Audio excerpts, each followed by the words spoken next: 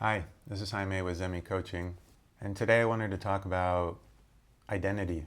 In the clinical consultation groups that I run for psilocybin facilitators in the state of Colorado and Oregon, one of the topics that comes up frequently is the topic of identity in the psychedelic space. And so oftentimes I'm working with clinicians, physicians, nurses, and physician associates that have entered into the psychedelic facilitation space. And while they've completed a training program and had their own psilocybin experiences as part of that training, as we start to get into this work, what we start to notice is that our old way of being and the way that we practice and the way that we live in the world starts to shift because of the healing experiences that we've had as part of our training and the continued exploration that happens oftentimes for most folks after they have their first experience.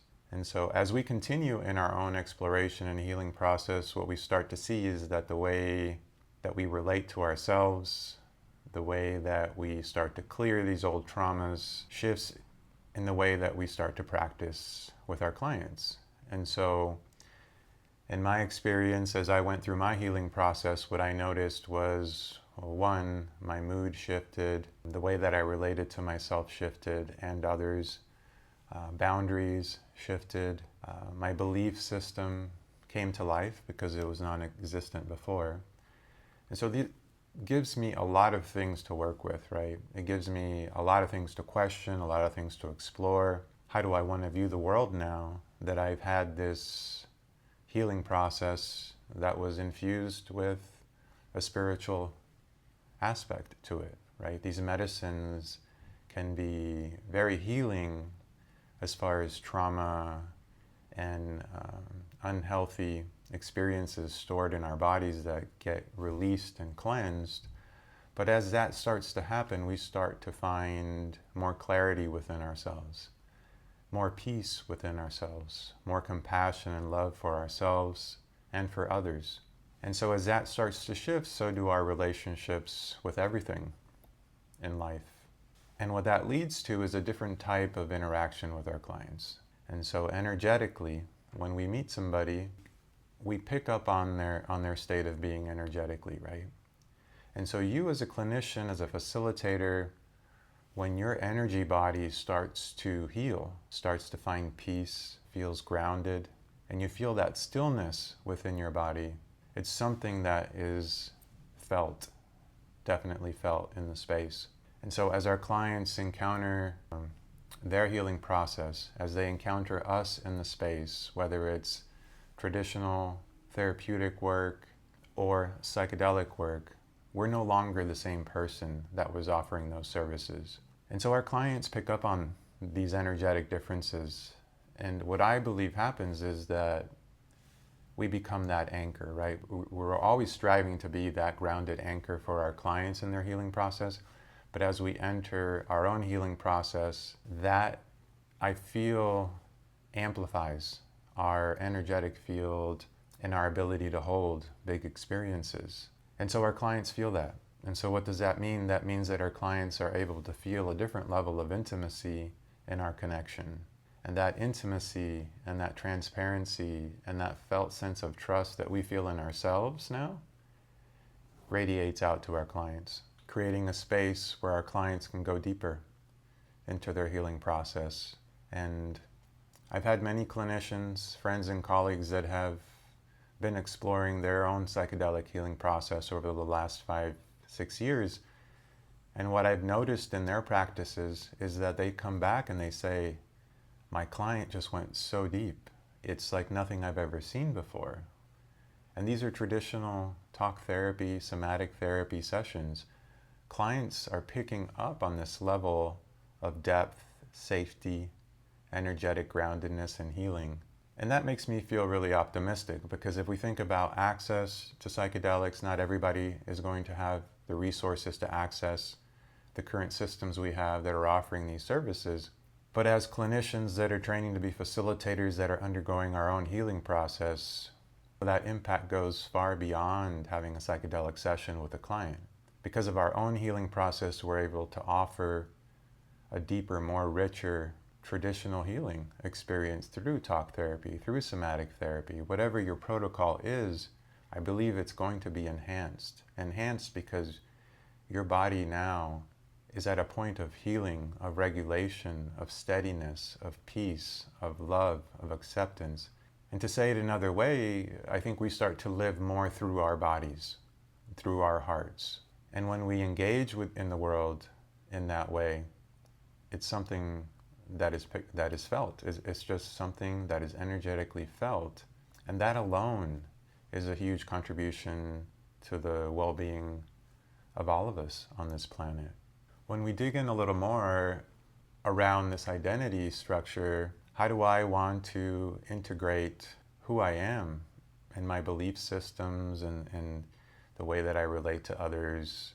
How do I want to bring that into my traditional practice, right? We may find ourselves more openly sharing of our own histories, challenges, and successes with our clients. Oftentimes, this is a point of tension for some clinicians. How much disclosure do we share, right? How much of our personal story do we share? In our traditional training, depending on your school of thought, it's often that we don't tend to share much about ourselves. And I think that's something that's shifting.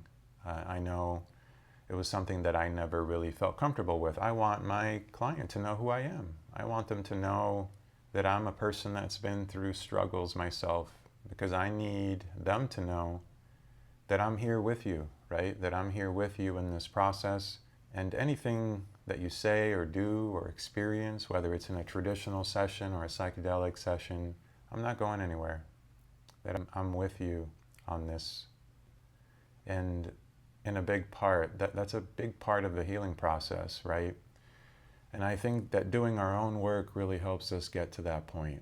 And so I encourage everybody who's considering or actively working in the psychedelic facilitation space to continue their own journey of healing, to continue to integrate all of the work that you do, right? And so one of the pitfalls that I've seen sometimes that happens is that we get so busy caring for others that we don't have time for our own healing, our own continued maintenance, right? And so as we engage with these stories and we hold these healing experiences for our clients, we also need to take care of ourselves. We need to have a practice, a ritual, something that reminds us that we are using our bodies, our energies as a healing tool, right? We're not healing anybody.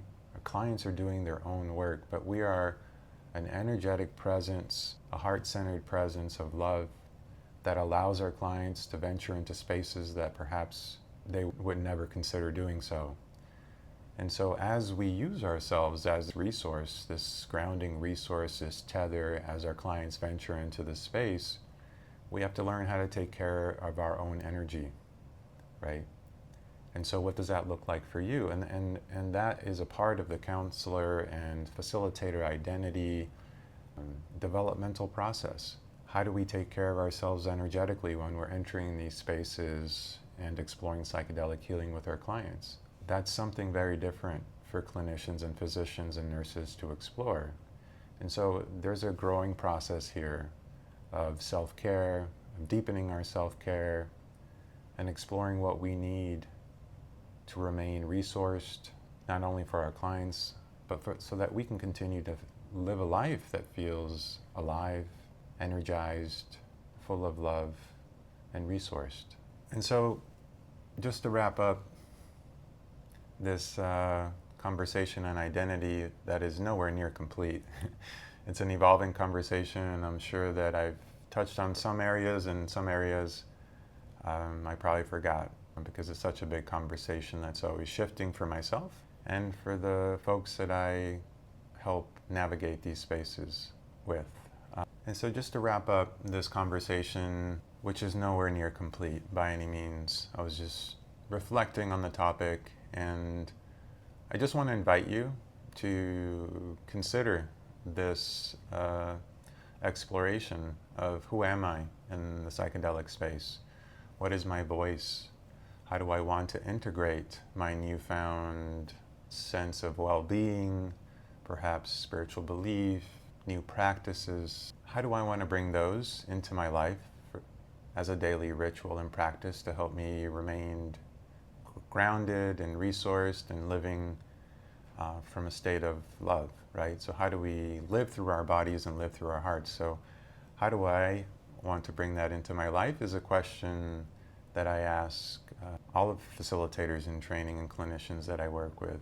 I think it's an important aspect to make sure that we are showing up authentically. Part of this exploration is that we end up with these two worlds, the world we came from and the new world that we're discovering as we're engaging in this practice and in our own healing process. And I think that's a lifelong journey of bringing these two together. And I think it's something that's best done in community, to allow ourselves to share our stories, our confusions, our successes and wins, and how do we take these two versions of ourselves and bring them together into a new, centered and authentic offering. One of the things that I've heard in my groups more than once is that this dichotomy between these two types of work.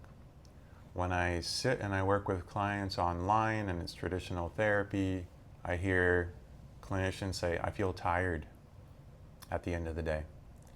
I feel alone at the end of the day, even though I just sat with 2, 3, 5, 7 people all day, that I still feel alone. Then they would turn and say, when I work with psychedelic clients, I don't feel as tired. I feel energized. I feel engaged. I feel a deeper level of presence that's not available to me in my traditional work.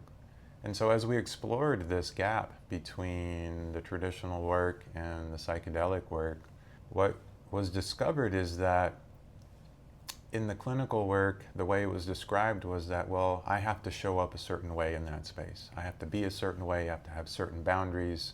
And so I don't feel like I get to bring all of myself to that work. And so to some degree, there is a withholding of parts of ourselves in that work, which is understandable, right? We don't want to share everything. But there's something that's not being shared that results in this feeling of disconnection, I think. While we're connected to our clients, we're still not fully energetically connected, at least for some of us. And I mention that because the other side of that story was that when I work with my psychedelic clients, what I hear is I feel energized, I feel engaged, I feel less tired than a traditional session. And when I ask why is that, the answer I get back is because I get to bring all of who I am to my psychedelic work. There's more freedom in that work. There's more acceptance of a spiritual belief or, just these other parts that we don't get to share with our clients. And so I think our job is to figure out, how do I take those parts of me that I get to share in the psychedelic space, and how do I bring them a little closer into my clinical space so that I feel like I'm coming in full alignment, right? That I'm sharing who I am as much as I can with my clients, my energy, my presence, my love, my curiosity, so that I don't feel like I'm pretending all day, and so that I don't feel tired at the end of the day because I've just been being myself. And I think if we can get to that state where we just get to be ourselves while supporting somebody in their healing process, I think that's the gift. Connection with ourselves, an authentic connection with others. And I think that's what we're working towards here. And so I invite you to consider that question. How do you fit in this space? What's your voice? And how do I bring my worlds together in a way that I can offer it in an authentic, loving way, so that I feel nourished, so that I feel like I'm doing the work I'm here to do. Thank you for listening. Blessings.